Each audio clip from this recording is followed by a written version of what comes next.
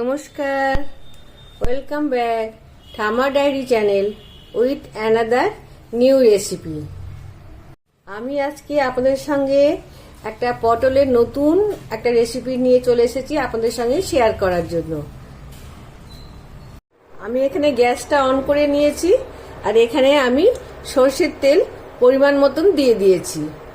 এবার আমি এর মধ্যে প্রথমে একটুখানি তেলে হলুদ দিয়ে দিচ্ছি। যে হলুদটাকে আমি একটু সুন্দর করে চারিদিকে মিশিয়ে নিচ্ছি। তেলটা ভালো মতো গরম হয়ে গেছে। আমি এবারে আগে থেকে কেটে ধুয়ে রাখা পটলগুলো আগে দিয়ে দিচ্ছি তেলের মধ্যে। হলুদ দেওয়ার কারণ হলো যে তাহলে পটলগুলো খুব সুন্দর ভাজা হবে, রংটা পটলে খুব সুন্দর ধরবে, সেই জন্য আমি তেলের মধ্যে একটু হলুদ দিয়ে নিয়েছি। গরম তেলে হলুদটা আমি এই জন্য দিয়েছি যে আমি এখানে পটলটা ভাজবো এবং হলুদ দিলে পটলের রংটা খুব সুন্দর তাড়াতাড়ি হয়ে যাবে। এরকমভাবে আলু ভাজার সময় তো আপনারা ঠিক এই প্রসেস ব্যবহার করতে পারেন। আমি তো করি, যখন আমি আলু ভাজি কোনো কিছুর জন্য তখন আমি এই প্রসেসটাই ব্যবহার করি। তা চলুন বন্ধুরা, পটলটাকে আমি এবার একটু ঢাকা দিয়ে দিই। ঢাকা দিয়ে ভাজবো, তাহলে পটলটা খুব সুন্দর করে ভাজা হয়ে যাবে কম তেলের মধ্যেই।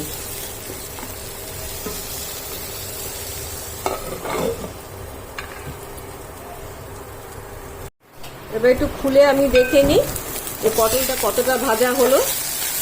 মোটামুটি পটলটা ভাজা হয়ে গেছে দেখুন। আর আমি বেশি ভাজবো না।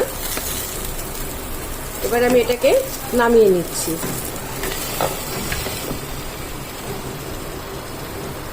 এবার দেখুন এই কড়াইয়ের মধ্যেই আমি একটু কাজু কিশমিশ নিয়ে সেটাকে ভেজে নিচ্ছি।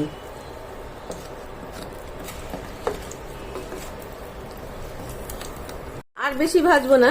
এবার আমি এগুলো সব তুলে নিচ্ছি।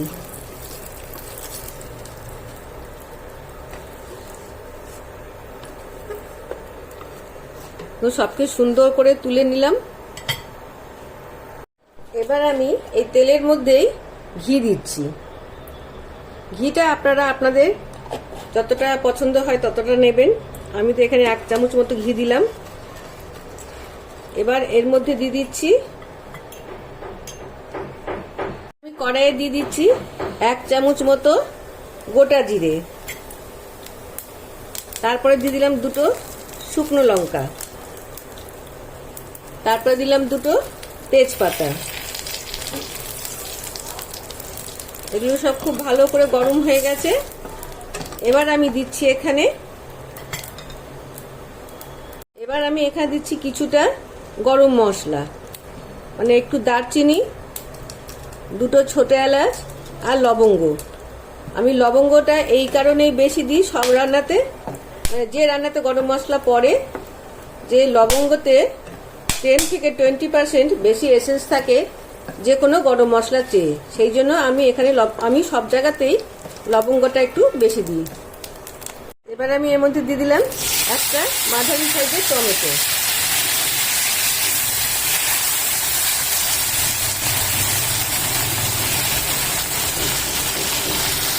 তাড়াতাড়ি গলে যায় সেজন্য এর মধ্যে আমি দিয়ে দিচ্ছি নুন দিলে টমেটোটা খুব তাড়াতাড়ি গলে যায়।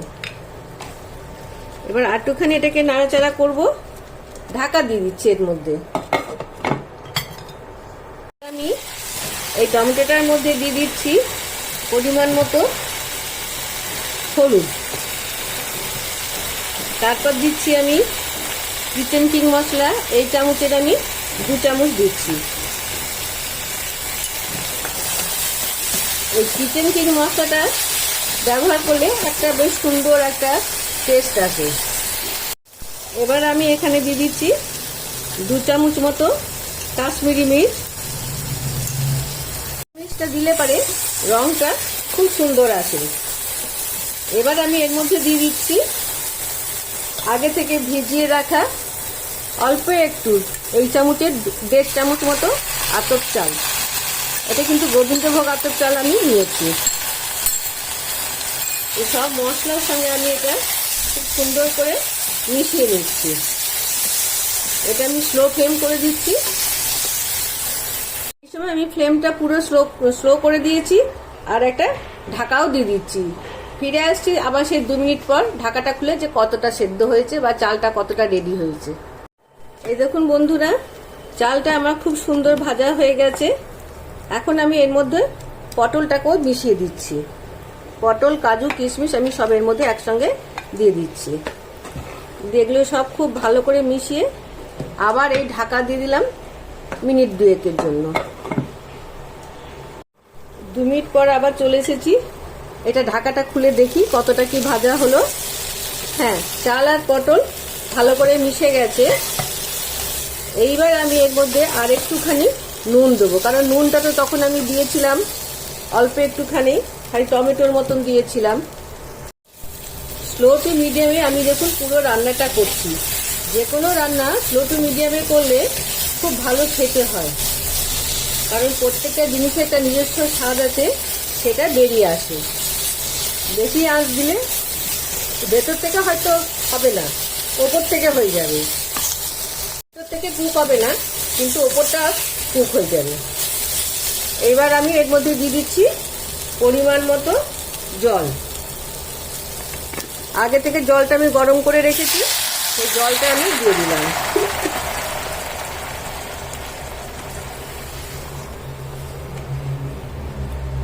এবার এটাকে আমি ঢাকা দিয়ে দিচ্ছি। এই যে ঢাকা দিচ্ছি, এখন আমি ফ্লেমটা একটু বাড়িয়ে দেবো। ফিরে আসছি 5 মিনিট পর। ফিরে এলাম বন্ধুরা 5 মিনিট পর। দেখুন জলটা অনেক শুকিয়ে গেছে, চালটাও সেদ্ধ হয়ে গেছে, আর একটুখানি হবে, পটলটাও সেদ্ধ হয়ে গেছে। এই দেখুন, এই সময়তে আমি গ্যাসটা আবার স্লো করে দিচ্ছি। দেখুন বন্ধুরা, চলে এসেছি 5 মিনিট পরেই। দেখুন সুন্দর সবকিছু মাখা মাখা হয়ে গেছে। এবার আমি এর মধ্যে দেব স্বাদ মতো চিনি। আচ্ছা, নুন আর চিনিটা, নুন চিনির ঝাল আপনারা যে যার স্বাদ অনুযায়ী দেবেন।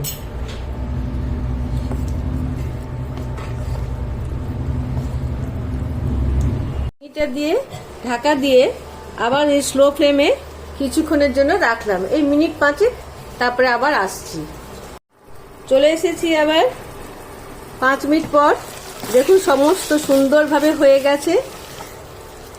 এইবারে এখানে আমি গ্যাসটা অফ করে দিয়ে আবার একটুখানি ঘি দেবো। হ্যাঁ বন্ধুরা, আবার একটুখানি ঘি দেবো, কারণ জিনিসটা প্রায় পোলাওয়ের মতনই, কিন্তু পোলাও নয়, যাই হোক, একটু ঘিটা দিয়ে আর আমি ঢাকা দিয়ে রেখে দেবো, যাতে কিনা ঘিয়ের গন্ধটা এর মধ্যে অ্যাবজর্ব করে দেয়। ফিরে আসছি আবার 5 মিনিট পর। তৈরি আমার পটল গোবিন্দ। আমি এটার নাম দিয়েছি পটল গোবিন্দ। এবারে আপনারাই সাজেস্ট করে দেবেন এর কি নাম রাখা যায়।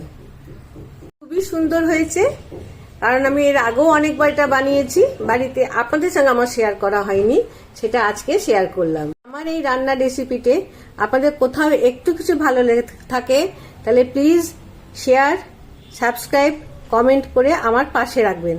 আর হ্যাঁ, সাবস্ক্রাইব করে চলে যাবেন না, পাশে রাখা বেল আইকনটিকেও প্রেস করে দেবেন।